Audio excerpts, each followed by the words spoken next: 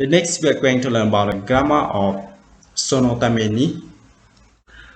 The grammar of SONOTAME is mean that hence or for that reason or because of the something. In Japanese, when use the grammar of SONOTAME, you can use as the structure you see here.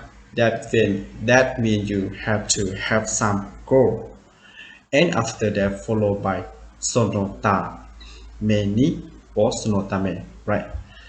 And after that followed by some action. So to make more understand about how to use the grammar of SONOTAME, let's go to see some example together. The first example is that あなたは明日そのための時間がありますか？あなたは明日そのための時間がありますか？ That means, do you have time tomorrow for that?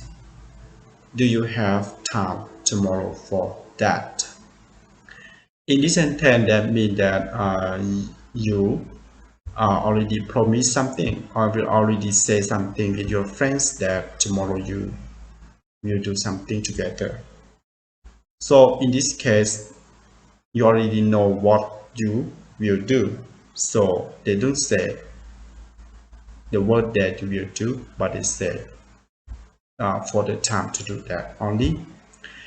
Example in here they say 明日 is mean tomorrow. そのための時間がありますか? Do you have time for that? Right. So in here the goal is 明日, right? That means the time that you take to do is for tomorrow, is not today. So the goal is tomorrow. They say in here the goal and そのための時間, right? So the time for that. Example, 私はそのための時間が取れない。私はそのための時間が取れない。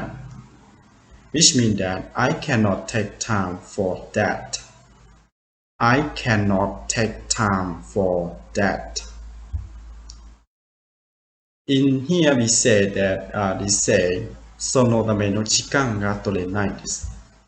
Which means cannot take time for that. That is mean the thing that you already talk about, you and your friends already know. So they don't need to talk in here. So instead of that, they say SONOTAME, right? Sono is mean that. Next example. でも、そのためにはたくさんの努力が必要です。でも、そのためにはたくさんの努力が必要です。Which means that, however, a lot of effort is needed for that action. However, a lot of effort is needed for that action. For in this sentence, they say そのためにはたくさんの努力が必要です。